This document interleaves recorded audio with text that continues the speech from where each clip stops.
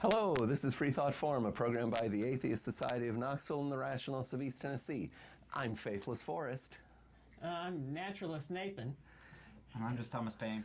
Thomas Paine. And we want you to know that if you don't believe in God, you're not alone. Right here in East Tennessee, you can find free-thinking atheists and agnostics. This is a show for them and for people interested in a life rooted in science and unfettered by supernatural belief. Yes, yes. Today, we will discuss our personal realizations and loss of faith stories. Deconversion, if you will.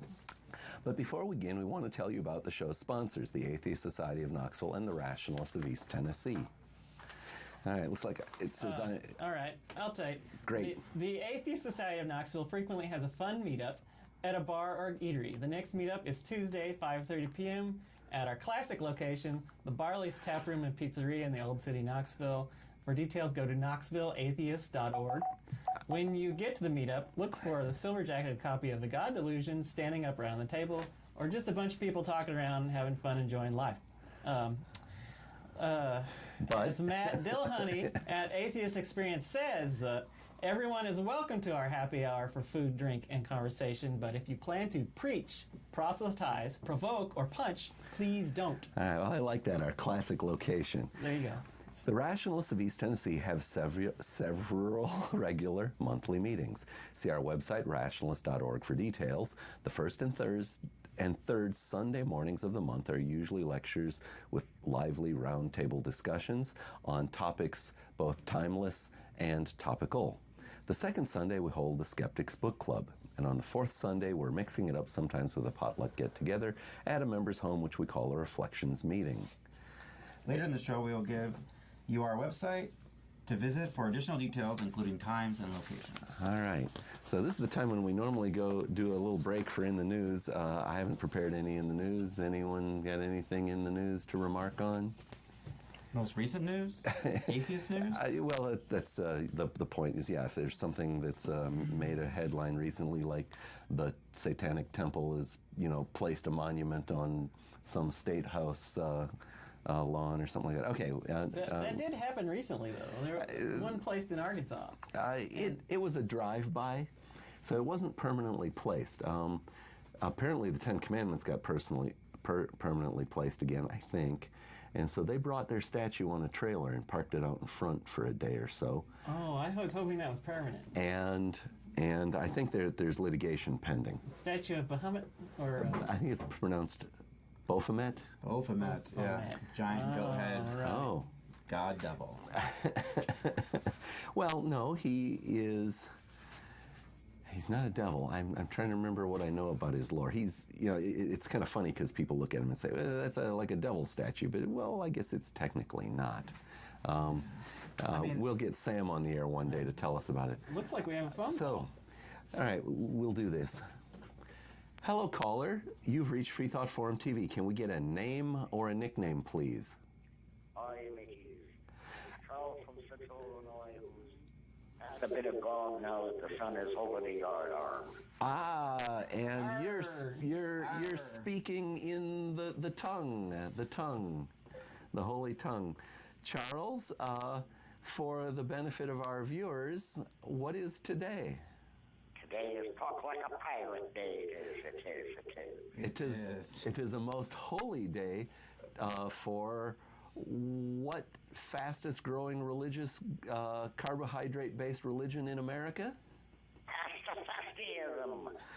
Pastafarians. His noodly goodness being with us. May the sauce be with ye. And have you come to preach the gospel of His holy noodliness today for us, Charles? I have, among other things. All right, so His holy noodliness is revered up there in Central Illinois? He is. Many of us, so many of us are not known to the general public. Pastafarian Pastafarianism is a rather recently revealed religion. We often like to keep a low profile. Well, but sometimes we're forced out into the public. Charles, how did Pastafarianism get forced out into the public's eye? Why, 'tis a letter sent from a man to the great university to demonstrate that the greatness of the spaghetti noodleless is true and devout, and there is no reason to think otherwise. So it was a letter. That's like an epistle. An epistle. Aye. And I didn't quite get it. To whom was this epistle addressed? To a university. Which one? It was the Kansas School Board, a public body. So the school board in Kansas, They wanted to introduce a new curriculum that involved what? Intelligent or non-intelligent design, depending on your perspective, I suppose. Some kind of designer is implied, though. Like a giant Martha Stewart. True enough. I think they had a different designer in mind, though, Probably. although they pretended not to know. But they never tell you who designed the designer. They fall short on that. And so Bobby Henderson, then a college student, I think in like Oregon, he wrote the Letter of Revelation. And Charles, tell the viewers about the Letter of Revelation, what you remember of it or know of it. Well, the letter stated that the revelation of his beginning of this is eternal and correct, the flying spaghetti monster who has created the entire universe and orders all things in accordance to his will with his unending number of noodles which are there. So in order to illustrate the creation, Bobby Henderson included a drawing, a sketch. And what was on this drawing or sketch? Why, the pasta and the meatballs. The pasta and the meatballs, yes. Yeah, I'm doing this terribly. And a little tiny person. And what else? I've got the sketch here on me. I can't see it because my computer is down at the moment. The computer has let you down. Well, my co-host here can help me. So, yeah. what have we got? There's a mountain. The mountain. The mountain, yeah. The mountain has trees. And some trees. And a very, very, very height deficient person. yes, the small people. The small people are especially reverent of the holy spaghetti monster because he caresses them, and that keeps them short. Yes. Oh, now, weren't there rumors of strippers and beer? I can't remember. So the flying spaghetti monster created, of course, the heaven and the earth, and but it's kind of a superior creation. So instead of going to an afterlife where you get to sing his praises, in fact, actually, it's kind of a good time. There is a volcano that delivers beer and a stripper factory. Yes. See, Aye. there it is. And it does include male strippers for the ladies, it does. Indeed, it does. It is an equal opportunity heaven. And the flying spaghetti monster, he's not really big on persecuting people. So even if you aren't one of his adherents, you get to go to heaven as well. But the beer may be a little stale. It's still not a bad place. He's not vengeful. My favorite thing about the spaghetti monster is that he aligns perfectly with science. Because every time we discover something, like the age of the Earth, he changes it to make sure that it's consistent with science. Yes, he is omnipresent, and so he can noodle with all experiments, and the result of every scientific experiment is his will. Yes. So everything that is in accordance with his will matches what is needful for his well-being of our place in the universe. Yes. Yeah.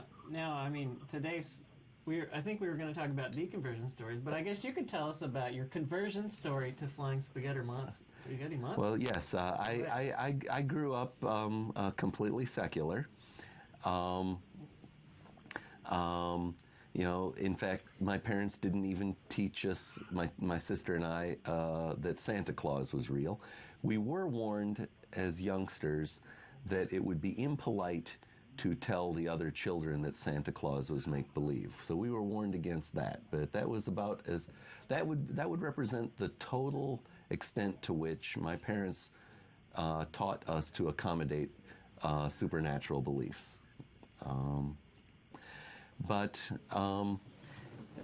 in later years, I came to read Bobby Henderson's Revelation, and he further wrote a book, The Gospel of the Flying Spaghetti Monster, and in it is a much improved moral code, and if wishing were to make it so, we would want to wish for a moral code like that.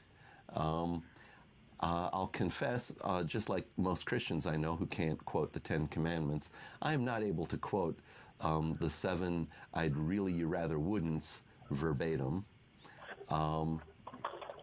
But case in point would be something to the effect of don't go running around telling everyone about about him, the flying spaghetti monster, especially in a sanctimonious manner that makes it sound like you're more important, you're really not, and so get over yourself. That's one of the great things about his spaghetti noodleness. Everybody is truly equal in his eyes. Indeed. Indeed. Charles, the original document of Revelation also contained an interesting revelation about the science of climate change. Do you remember that? No, I cannot. Anyone else here recently read the document of Revelation? I'm pretty sure it had something to do with pirates. Indeed. Yes, now I recall. And so, what is this revelation? Maybe, Charles, you go first. Why, the fewer the pirates, the warmer the earth would become.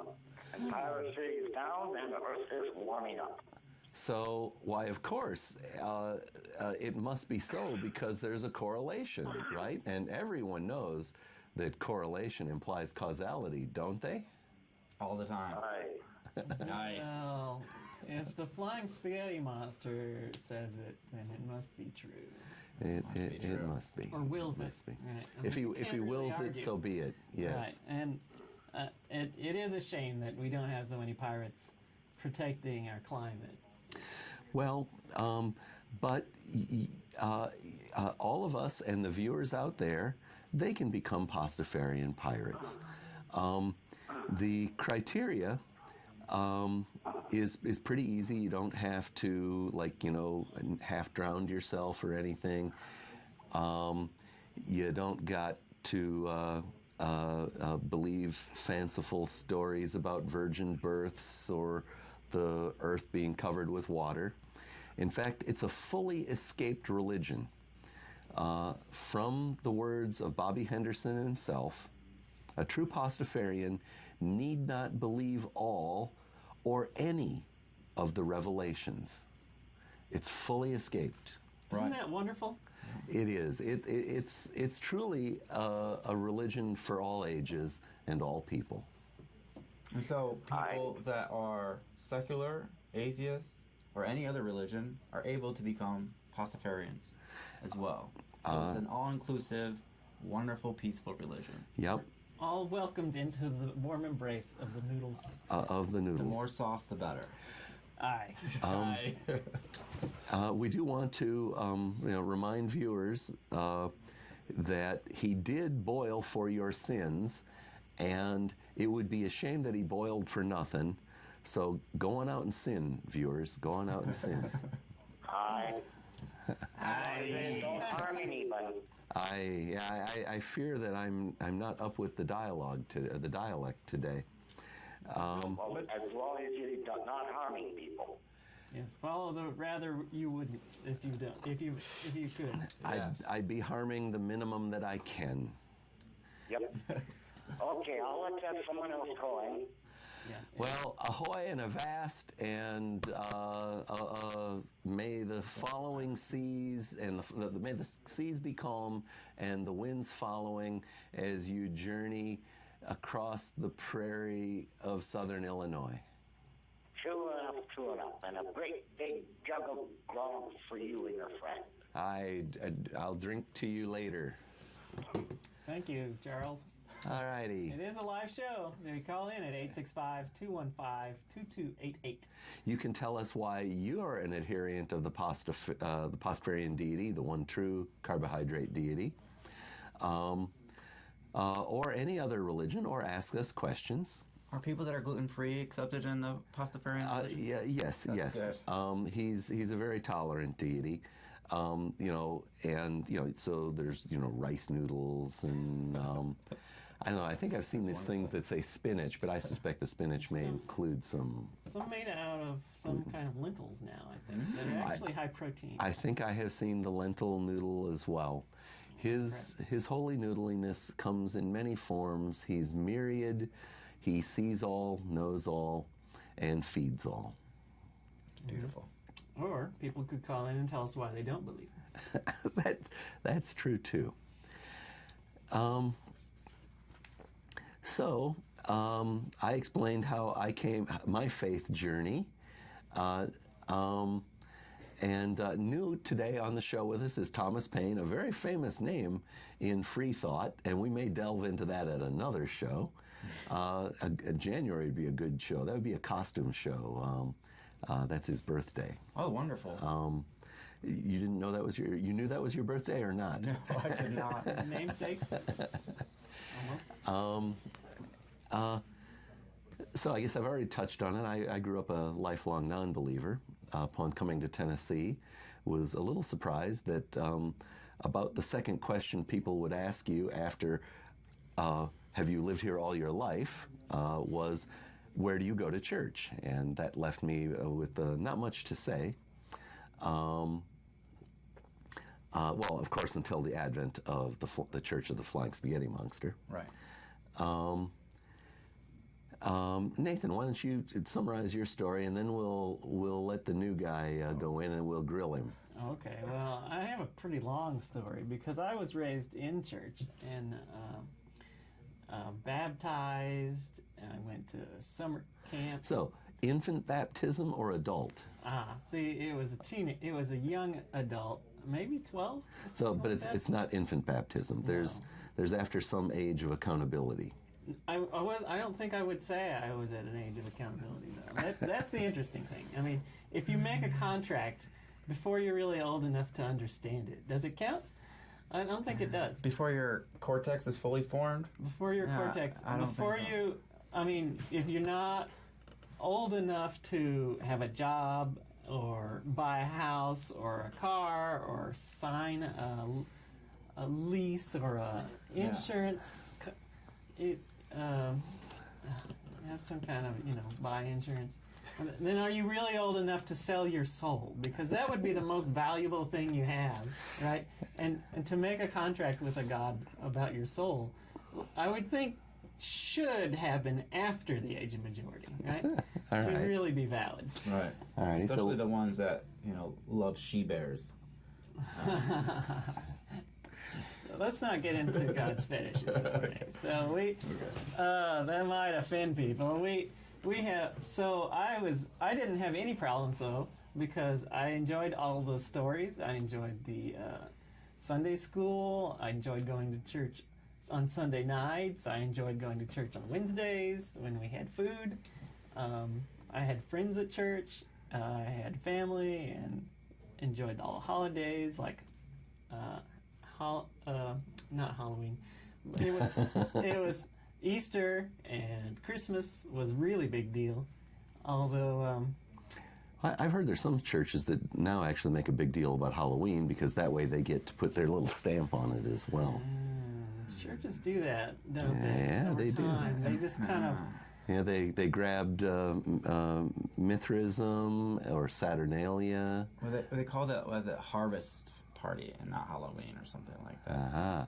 And in the spring, you've got the fertility rites and the revelry of Dionysus, and that one got commandeered as well. Wasn't there a goddess named Oster or something like that? Yes. Fertility.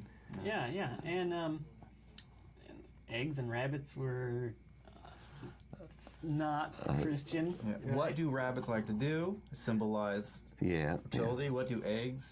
What are eggs for? But when I was a child, I didn't know any better, and I didn't know to ask, so I just believed it all went along with, our journey towards heaven. Did it include chocolate bunnies?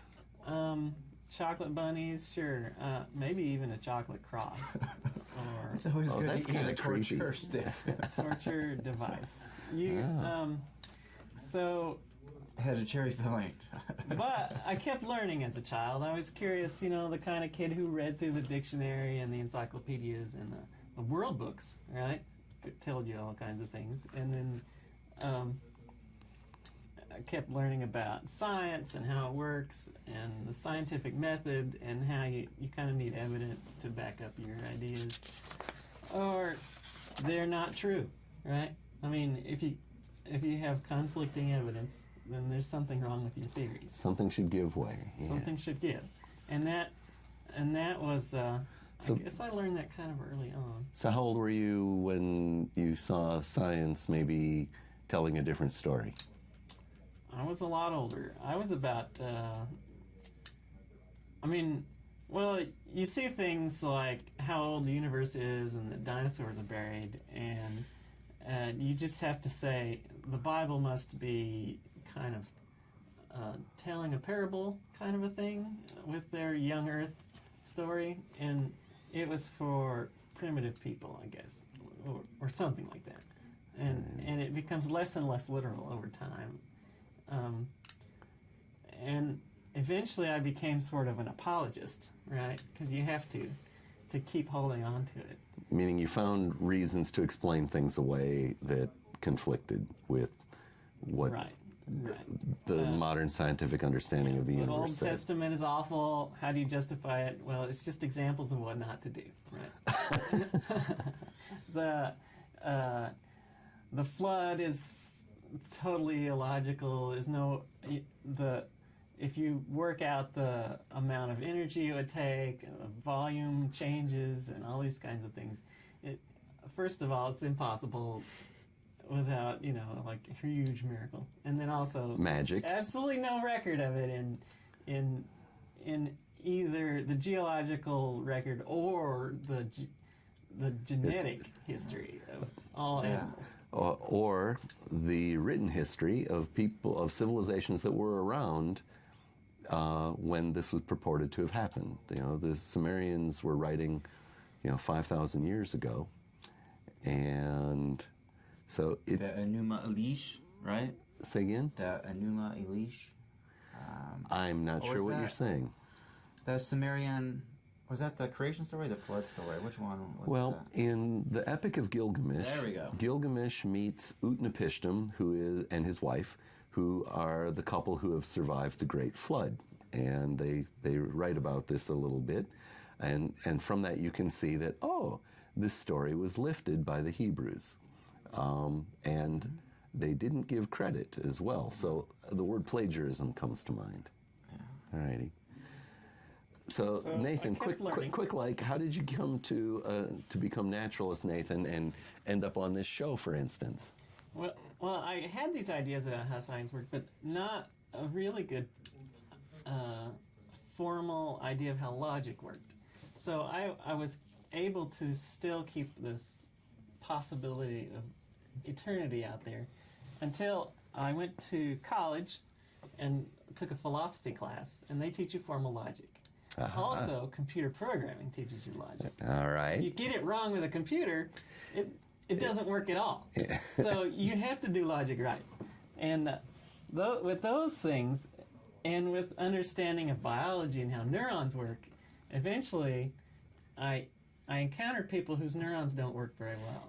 Like they had Alzheimer's.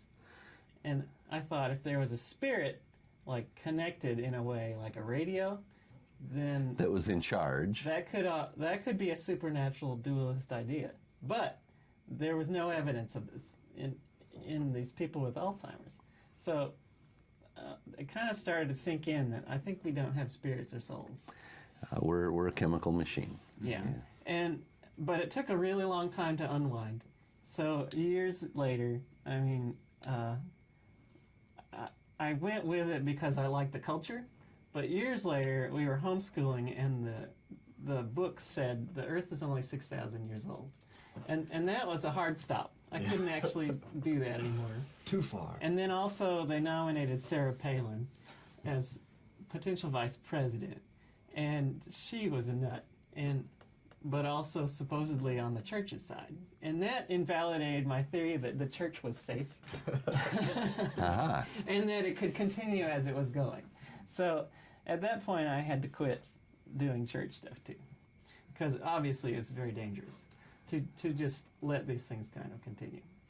And then, of course, things have developed even farther, and I realized you're brainwashing children and forcing them into contracts even before they're able to be in a contract. Yeah. So that's how I lost my faith and why I don't believe. Alrighty. The children's wing is a really interesting way to talk about it because I forgot where I heard this, but you never ask a child if they're Republican or Democrat or what type of philosophy they believe in because they can't comprehend it. And so how could they comprehend such a complicated religion, right? So it's Richard Dawkins who says that it's inappropriate to refer to children by the religion of their parents and say, well, this is a Christian child or an Islamic child or Muslim child or Hindu child, because they're not old enough, and such labeling is therefore inappropriate. And he made the analogy with political parties as well as other philosophical camps like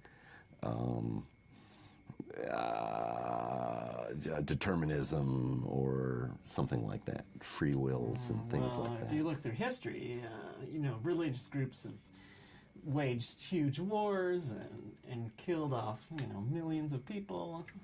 So, yeah. Not the nicest people all the time. So, Thomas Paine, what's your story? Oh, so a little disclaimer. I love my parents. I don't blame them for introducing me to religion. They did the best they can. And I noticed a common thread among a lot of people that stray away from religion is that they have either curiosity, which leads to education, or they're just kind of, they don't like to be told what to do. And I was the person that got really tired of being told what to do all the time. Mm-hmm. So it all started when you're little and you have to get up early on Sunday. And then you have to go to church and behave and dress nice. And then you notice that you're not allowed to watch certain cartoons. You can't watch the same movies as your friends. You can't celebrate certain holidays like your friends. And your friends are nice to you. Your friends seem okay. Why is it bad if they're doing it? So what kind of cartoons would have been singled out? Or don't you know because you didn't see them? I love cartoons. That's probably why I love cartoons now. I'm making up for it. Thundercats, He-Man, Smurfs, Mighty Mouse. Anything that had any type of tweaks of magic is demonic. Even when I was a teenager, Pokemon. Demons, little demons that run around, apparently. So all those kind of things. Watch out. Don't do yoga either. Yeah. Don't do yoga. And so that started... The religion started to seem really restricting. But also, like Nathan over here, I was really into science. I asked a lot of questions about science and the Bible, and all that anyone could say is God. You just have to accept that God did it. And all these answers are really vague and horrible. I always wanted... One of my one favorite things, the idea about heaven, was that I could ask God how things work and get all the answers, right? Yeah. So Nathan, it's funny you say that. One day at the Rationalists of East Tennessee, we were having a roundtable discussion. It might have been kind of a potpourri, various subjects, but someone posed the question,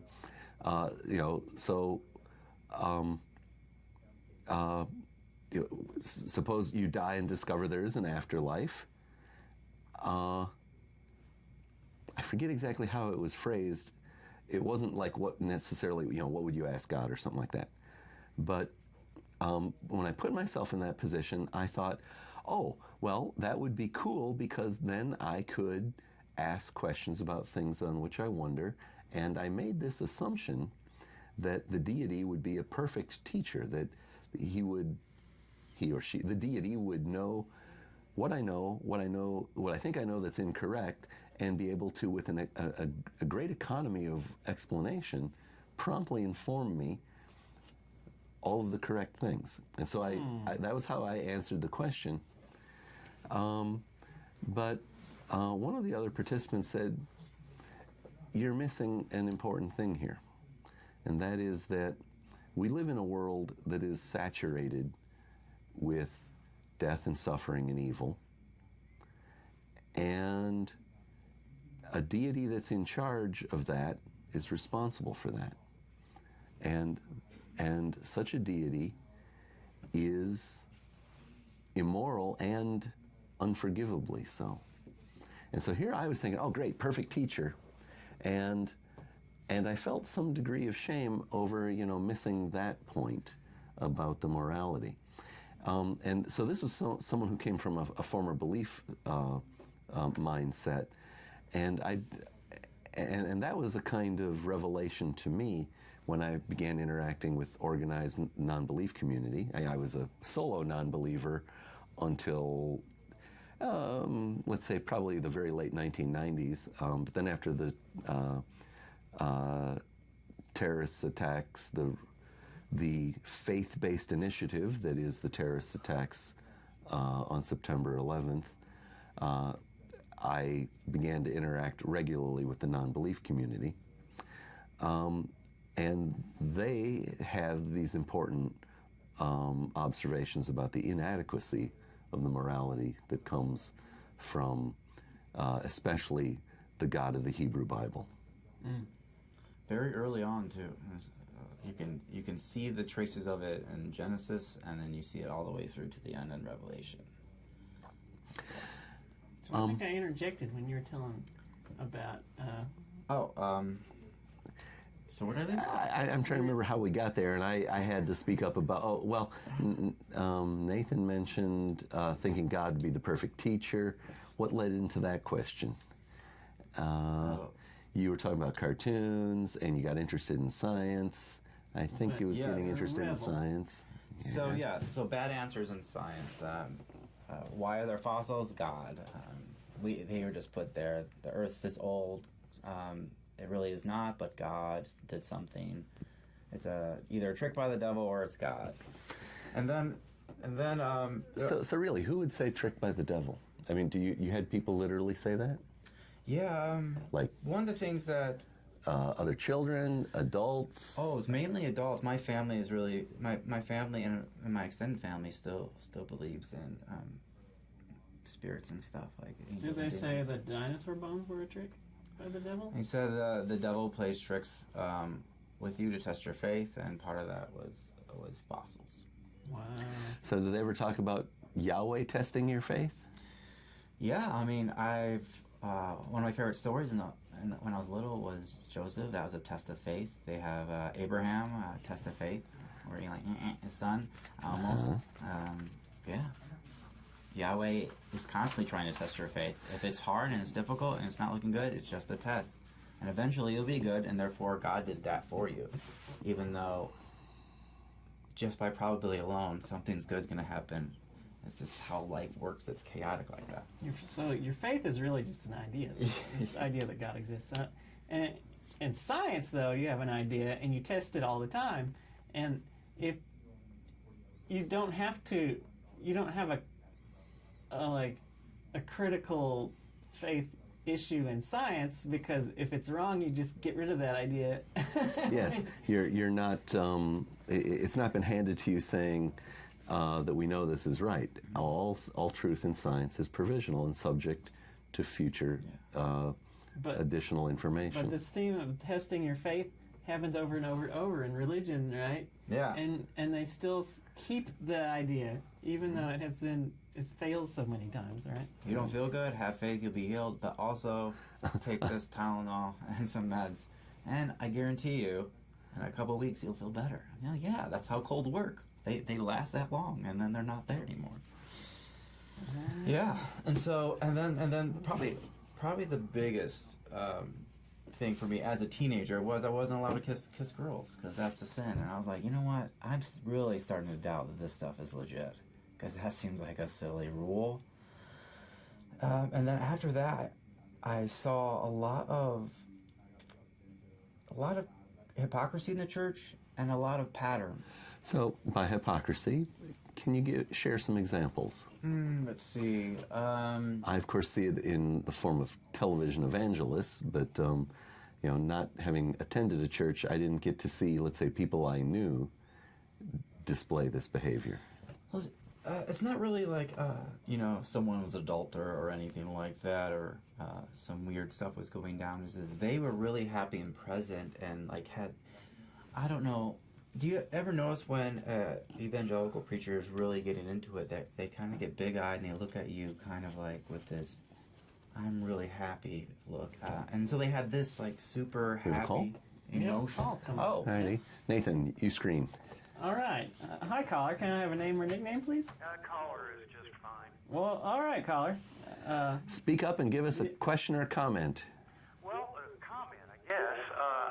The other day, there was this pizza place that opened up. And All right. I thought it'd be really nice of me to patronize a new business. And they had their guy out front, trying to wave people in and so forth and so on. So I went in and I ordered a couple pizzas to go. And I saw this form sitting on the counter there. Took a picture of it, as a matter of fact. And what it was a tax-free form, so that people with that tax number can come in and buy pizza tax-free. So apparently the way it works is someone goes in from that church, fills out the form, and that alerts the place that you have a tax number, and then from now on, when you come in, you give that tax number, and you don't have to pay taxes on it. So the business themselves were facilitating tax evasion. No. No? No, it's legal. No. The business itself had this form available. They're supposed to. Yeah, because the business keeps your tax number on record as you fill out meaning they displayed who you it are, and what church you're from, so forth and so on. and they displayed it and encouraged people to say that they were buying this for a church function. No, it was sitting there on the counter, and I surreptitiously grabbed Okay. it and took a picture of it. Okay. They would have filed it later on. But then I started thinking about how many times I've gone into pizza places and people are buying stuff, or fast food restaurants, and people are buying stuff tax-free. So I was going to suggest that maybe during one of your shows, maybe you could go and poll some of these businesses and find out how many churches are buying their pizzas that are tax-free, because from what it says, all you have to do the only thing that you need to do with the pizza, here I'm using pizza for an example, is to consume it or give it away or use it for some church-related activity. Doesn't say anything that just anybody could go in from that church and have themselves a pizza and pay a couple dollars less. That sounds shady. That is money that's redirected. I mean, it's money that would go into the normal running of the country or the city or the state or the city, but it has been redirected into their stomachs, right? Or Yeah. So I thought it'd be really interesting to know how much taxes are being sapped away from the churches. or some of these religious organizations, because they're not the only ones. And of course, in principle, we can't know that because churches who have qualified as, I think it's 10, 20, or 32 organizations, don't even have to file a report. Yeah, they don't have to be transparent at all. 501c3. Say again? 501c3. Well, there's that alone doesn't get it. It's the requirement for no filing has another, like, I think it's a 4-digit number associated with it. Okay. Well, anyway, I would like to make that suggestion because I think that subject would be more interesting than some other subjects. Yeah, I think I don't know if the FFRF would be interested in knowing anything about that. I'm sure they know all about it. And in fact, the FFRF, the Freedom from Religion Foundation, has been attempting to undermine or go after or stop the religious privilege that our government gives. And specifically, they've been attacking something called, I think it's called the Parsons Allowance, whereby a church can give someone, one of their ministers, and the general term used is Parsons for some reason, a living allowance that's tax-free. And Annie Laurie Gaylor and Dan Barker, who are the presidents of the Freedom from Religion Foundation, which is a 501c3 something or other nonprofit. Who are transparent. They filed a form saying that they're being discriminated against by having to make payments. That they can't receive such subsidy tax-free. And it's been adjudicated. I'm not sure what level it's reached, but at least at the lower court level said, we'll grant you a partisanship and the right to deduct your taxes. Now, that's not what they were suing for. They were suing for it to stop. Right. Well, yeah, you can make your own church. A lot of people around here do make churches. Some of the organizations you might be familiar with are 501c3s. But the other reason I called was to try to make a little sense for your viewer in that every time that you mention this Church of Satan thing, sometimes your viewers get confused and they think that you're endorsing Satan, and I'm like to say that you don't. It's some kind of little joke of yours, along with the Pastafarian and talk like a pirate thing. It is called specifically the Satanic Temple. They go by the 3-letter acronym, TST, and they are an organization that basically steps up to say, wait a minute, if you're handing out special privileges to the religious, we want our symbolism up there as well. I got that. And they're an organization forming. And they adopt the Satan not as a real figure, but as a literary device. I can appreciate that. I can appreciate it. You can appreciate it. But when they build sculptures to their figure, you can see how it might confuse some of the people that think you atheists are worshiping Satan. Yeah, I think that's part of the point is that that you want to point out how gullible, how maybe gullible or silly it is to fear things just because you can't see them.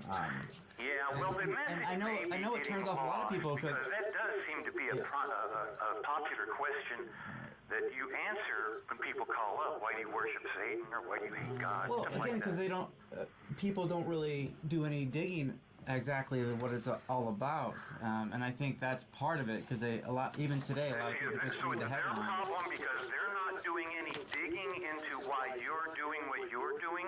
Like if I see the Church of Satan, then I might read a little about exactly what it is, and just a few paragraphs in, you can tell that they're not into They don't think actual Satan is a spirit It's a very to be worshipped. humanistic-like Yeah. belief Okay. system. The other quick question I was going to have was for Thomas Paine there.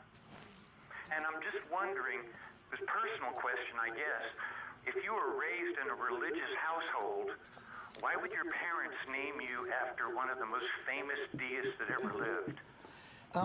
Well, Did they know? they didn't know. They did My or did family not? believes that they did not know. My family believes that the founding fathers were all highly religious, which we know is not true. A lot of them were deists, and probably some of them wanted to be atheists, but it would probably be a little poor taste back then. And it's a family name passed down from my grandpa to my dad to me. You So don't pick your last name. yeah. And Oh, Thomas okay. is How's your popular. last But name spelled? once I found out who it was like a badge of honor afterwards. Oh, yeah, I'll be very proud of that. Okay, well, thank you very much for answering my questions. Thank I'll you. let some of the confused viewers call in and ask you, oh, by the way, this Talk Like a Pirate thing? Yes. Yeah, that Talk Like a Pirate thing. Is it not true that R and all of that came from the movies and the pirates never actually talk like that? That's blasphemy. I Thanks for that one, sir.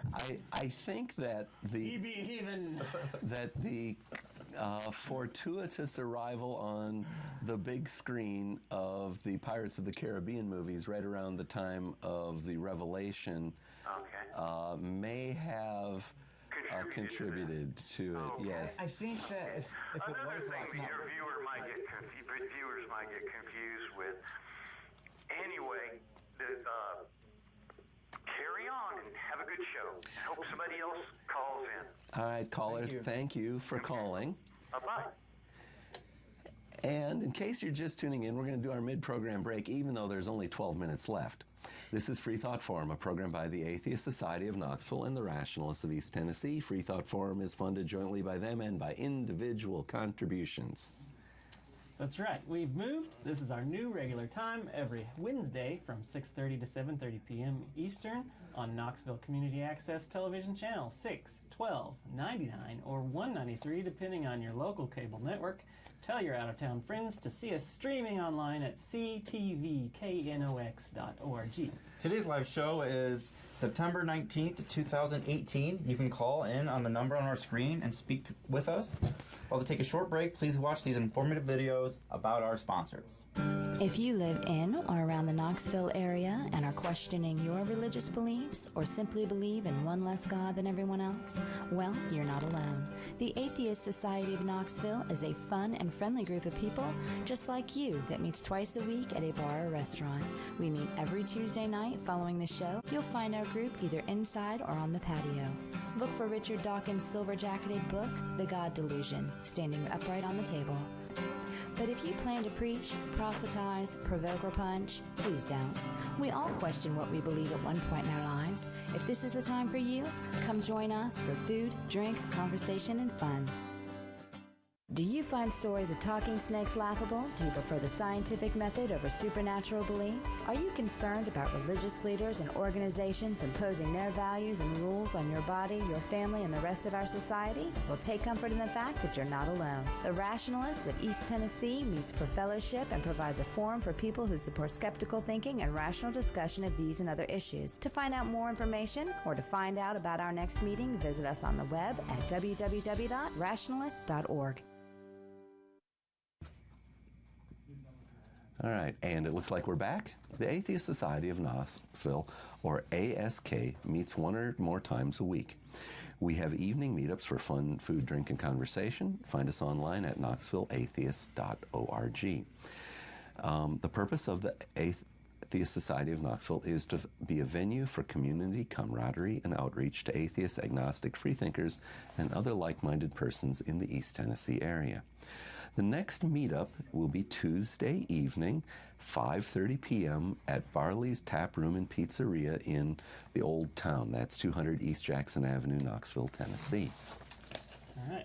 So, from the Rationalists of East Tennessee website, The upcoming events are the first Sunday in October, the 7th, is the Pillsbury State Community College presentation by our very own Faithless Forrest And some of the other hosts on this and other show. hosts on how Freethought Forum TV works and how members can become more involved to increase social capital. It starts at 10:30. All right, the third Sunday is October 21st, and at the Pellissippi Hardin Valley Road meeting place, there will be a video presentation of Alan de Botton speaking about religion for atheists, both in the cafeteria annex. Both of these events are in the cafeteria annex. Got it. Goins Administration Building. Yeah, I was going to say so- he was going to be speaking both in the annex and where? He's speaking everywhere. It's kind of like the Flying Spaghetti Monster. And upcoming also, I was going to add that there's a Sunday Assembly event, That's right. which is more recent, is coming up sooner than the other RET events. So this is the fourth Sunday of the Fourth month. Sunday of this month, September 23rd at 10:30 at the concourse at the International.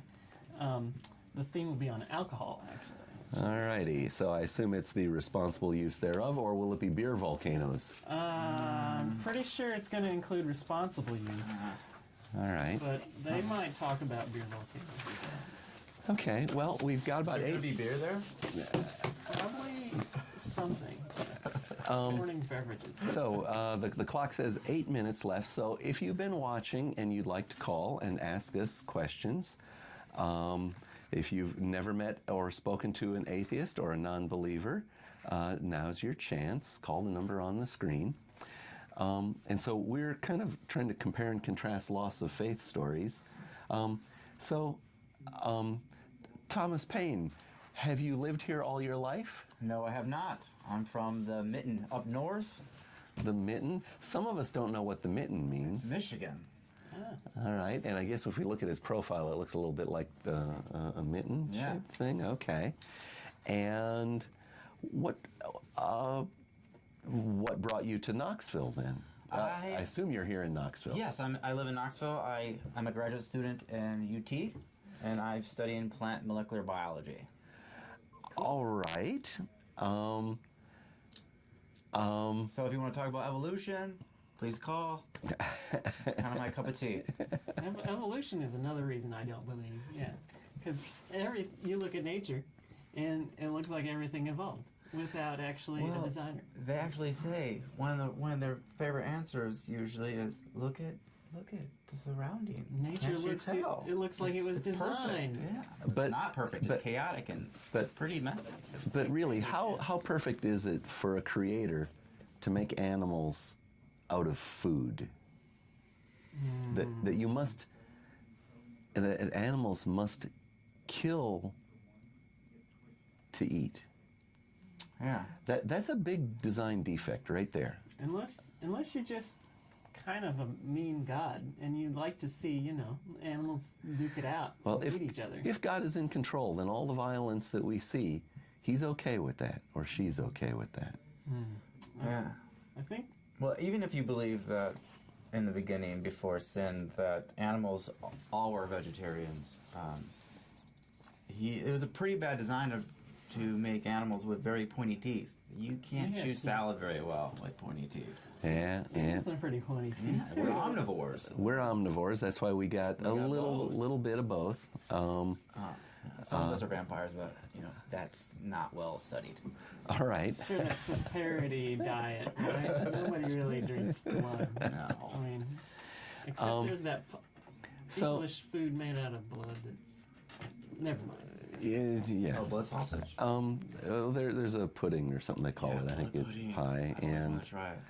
Not enthusiastic. so you came to Tennessee to do graduate study here? Where did you do your undergraduate? Central Michigan University. All right, and would that have been like a biology degree? Just a- Biochemistry. so biochemistry, okay. Do you know Isaac Asimov? Yes. All right, great. Yep, it's on my list to read, the Foundation series. But, he was a biochemist. He taught biochemistry, and he wrote a marvelous pair of books called The Human Body and the Human Brain. I think they would have been written in the early mid-'60s, And it's just astounding what he taught me that has let me understand so much of, the scientific advances and medical advances that have been happening since, because it begins with a good foundation from those books. They're just great. Yeah. And although I haven't read them now in a couple of decades, I don't think there's anything in there that's really wrong. There's simply more that we know. So really good books. Yeah. Interesting. And sci-fi, is supposed to be on the edge of science and magic. So what about Star Wars? I like all fantasy junkie, but Star Trek's a little more personal. Not that I know, I think even a lie to buy it. It's a little more realistic in a way because it has less supernaturalism. Yeah. I mean, actually no supernaturalism. I think it's usually it's some sufficiently advanced technology that just seems magical. But Star Wars has midichlorians, and it's like, how do those work? Yeah. So I enjoy Star Wars, but I do so with a strong tinge of guilt. And I walked out of that movie in 1977, sort of dazed. It's like, man, how much time has passed? How long was I in this other universe? Very short time. Very short time. It was a very short time. And You may need to watch this movie again.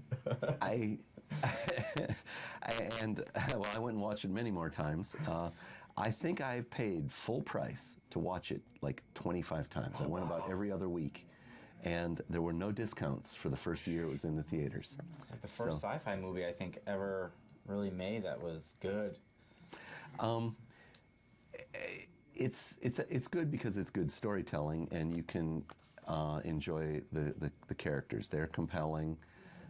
It's paced well, and in fact, I would say Marcia Lucas, who's the editor who cut the film and paced it, is vastly underrated. Now, people will talk about George Lucas this, George Lucas that, but Marcia Lucas is the creative genius that made that film. And the people who what put the effects together. Oh, it was all bootlegged. And they did a really quality job. Yeah. They had to work with very limited, and they did a great job. So, as I say, I watch it and I enjoy it. I have a little bit of guilt. I also enjoy the work of J.R.R. Tolkien. With that same little bit of guilt, I noticed, even when I read it the first time as a youngster, that, wait a minute, he talks about evil people as being dark. And I also noticed that there were no important female characters, really, except Arwen, whose job was to suffer and then be rescued in marriage, so to speak. Interesting. I just recently discovered Terry Pratchett and his Discworld books, and they're interesting because they give you ideas about gods and supernatural stuff, but the characters in them are pretty practical. I think I've not read his work, but I've heard some summaries that makes me think he's doing a pretty good job there. Mm-hmm.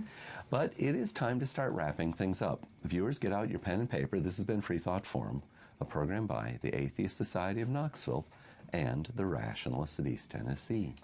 You can give us feedback by email at freethoughtforum@yahoo.com or on our Facebook page, Freethought Forum Knoxville.